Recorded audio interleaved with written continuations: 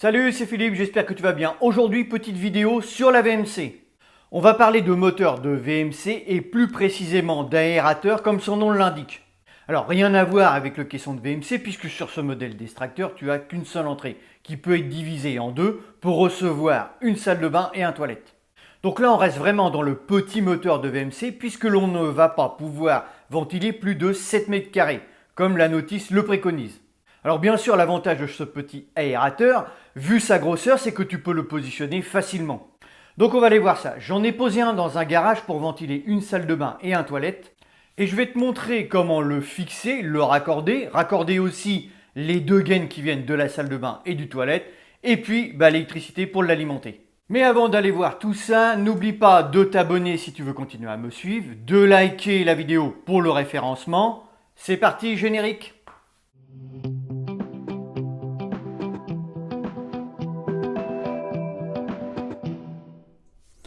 Donc voilà notre petit extracteur qui va nous permettre de ventiler une à deux pièces. C'est-à-dire que là, on va ventiler une salle de bain et un WC. Alors l'avantage d'avoir un petit extracteur comme ça, c'est que il prend pas de place en fait. Par rapport à un moteur traditionnel de VMC qui lui se trouve en caisson. Là, c'est vraiment, voilà, tu vois, c'est tout petit. Donc ça, tu peux le placer n'importe où. Et en fait, c'est assez puissant pour prendre deux pièces. Il n'y a pas de souci. Donc, on va avoir ça. On va faire un petit branchement avec un T pour pouvoir prendre la salle de bain et le WC. Et je vais te montrer ça. Donc, ce petit extracteur, on va le positionner dans un garage. Donc, tu vois, là, j'avais déjà ramené mes gaines. Donc, ça, c'est la gaine du WC. Et j'ai la gaine de la salle de bain qui se trouve ici. Et l'alimentation du moteur que j'avais ramené dans le coin aussi. Alors tu vois, la ventilation de la salle de bain, elle passe en bas. Pourquoi? Parce que c'est un mur qui fait 80 cm d'épaisseur et du coup j'avais fait qu'un seul trou pour passer les alimentations, les vidanges et en même temps j'en ai profité pour passer la ventilation. Donc ça, c'est pas un souci qu'elle passe en haut, qu'elle passe en bas.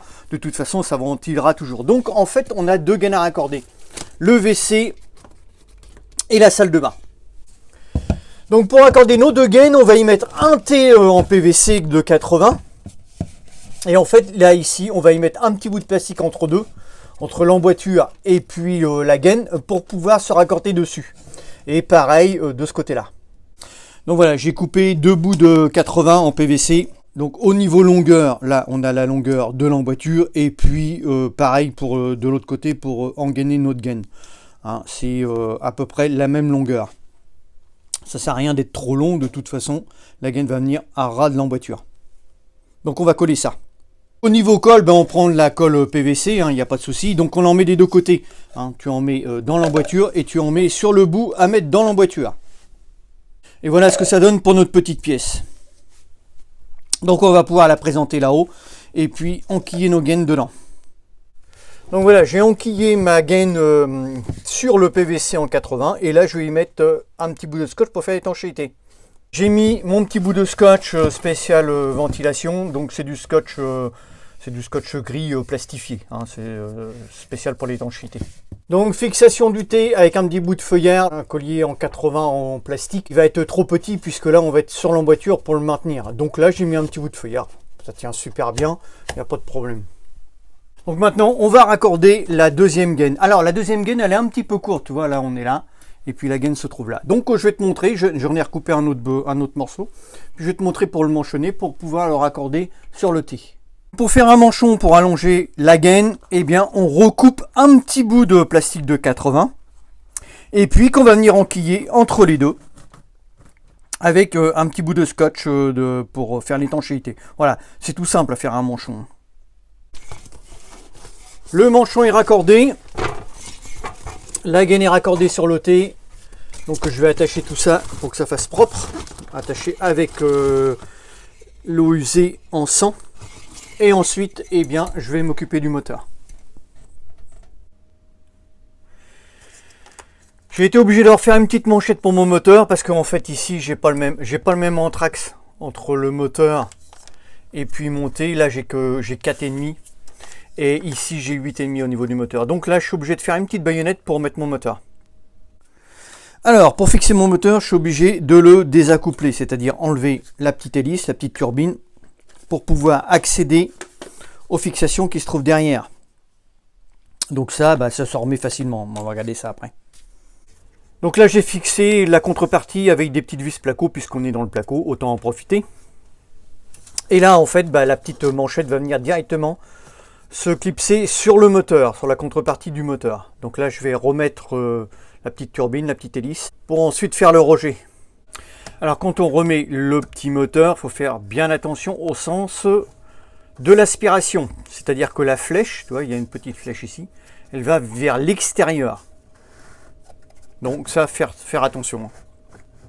Donc voilà, là on l'a remis. Ici, eh bien, on vient clipser. C'est tout simple. Clac. On vient le clipser directement. C'est du genre de petit racelant. Et voilà. Donc là, voilà. Là, il est fixé. Propre. Là, il tient bien. Donc maintenant, on va venir s'occuper du rejet. Alors pour le rejet, je vais mettre de la gaine isolée. Donc on a toujours notre petite gaine de 80. Et par-dessus, tu as de la laine de verre avec une petite couche de plastique. Tu vois, c'est plastifié. Pour éviter tout ça, c'est pour éviter la condensation. Voilà, donc la gaine est montée. Le rejet, il est monté sur le petit moteur. Donc là, on a une réduction 80-100, tu vois. Et là, on a notre gaine là avec notre laine de verre et puis notre plastique qui vient par-dessus. Donc là, en fait, on longe la poutre. On longe la poutre du garage et on vient sortir directement à l'extérieur. Donc là, en fait, j'ai mis du petit feuillard pour que ça fasse propre et puis que ça se maintienne. Donc en fait, ça va rester sur l'extérieur comme ça. C'est pour ça que j'ai mis de la gaine isolée parce que ça va pas être coffré. Pour l'instant, ça va pas être coffré, donc ça va rester comme ça. Et niveau condensation, avec le chaud et froid, il faut mieux mettre de la gaine isolée. C'est comme dans des combles. Ça permet de ne pas avoir de condensation au niveau de la gaine. Donc c'est pareil, de ce côté-là, j'ai mis sur la réduction 80-100, j'ai mis du scotch pour faire l'étanchéité. Et puis maintenant, on va s'occuper du branchement du moteur et puis on va mettre en route. Alors le branchement électrique, en fait tu as 3 cosses. Donc la première en bas c'est marqué dessus, tu as un N, donc ça c'est le neutre. Ensuite en haut tu as la phase qui est en marron. Et puis là au milieu, c'est si tu veux mettre un interrupteur en fait.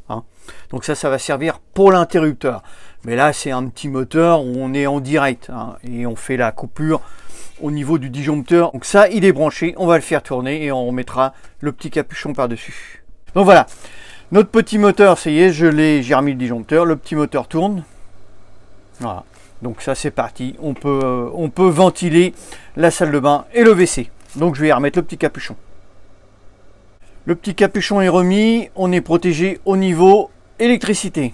L'avantage sur ces petits moteurs là, c'est que c'est plus silencieux que sur les gros forcément. Tu as moins de bouche à aspirer et la turbine est moins grosse. Donc déjà, ça permet aussi d'avoir quelque chose d'à peu près silencieux. Au niveau des bouches VMC dans la salle de bain et dans le WC, j'ai mis des Aldes. Alors dans le WC, j'ai mis une bouche qui s'ouvre et qui se ferme automatiquement. Donc tu vois là, tu mets une petite pile carrée que tu mets à l'intérieur de la bouche. Et en fait, quand elle détecte quand tu rentres dans le WC, la bouche détecte la présence et en fait elle s'ouvre. Et quand tu ressors, eh bien elle se remet à la normale automatiquement. Donc ça c'est bien parce que ça évite la cordelette à tirer dessus tous les 2 minutes. Donc là voilà, ça se fait tout seul, c'est automatique. Alors au niveau des bouches de ventilation que je viens de te présenter, il n'est pas obligatoire que tu remettes les mêmes. Tu peux en mettre d'autres. Le principal, c'est d'avoir des bouches de VMC qui sont adaptées pour ventiler la pièce. Voilà, écoute, cette vidéo touche à sa fin. Si tu ne t'es pas encore abonné, tu peux encore le faire, il n'est pas encore trop tard. Je t'ai mis en description la référence du moteur ou l'acheter si tu veux t'en poser un. Tu as aussi des petites formations gratuites pour toi, elles sont offertes, tu peux cliquer dessus. Moi je te retrouve sur une prochaine vidéo, je te dis ciao ciao, salut, porte-toi bien.